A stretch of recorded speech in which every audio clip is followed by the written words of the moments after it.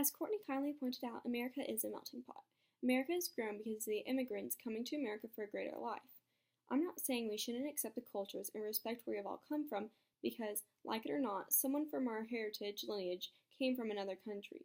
What I'm saying is, when our relatives came over, they had to learn English because that is what our country's language is and always has been.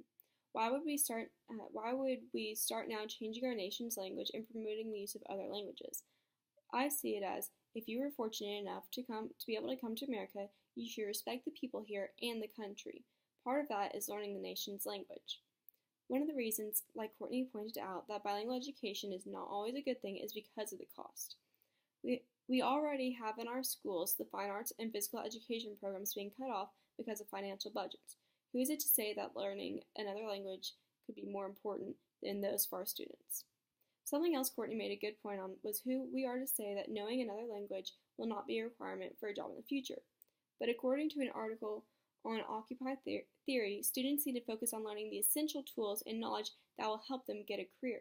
These careers that we have now and that we need people for now, not the thought that we may need this requirement in the future.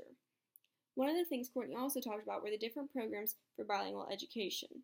What she failed to mention was the success rates for each program. ASCD researched these different programs, and here were just a few of their findings. For English Mainstream, which was the immersion group, only scored at the 12th percentile of standardized reading tests.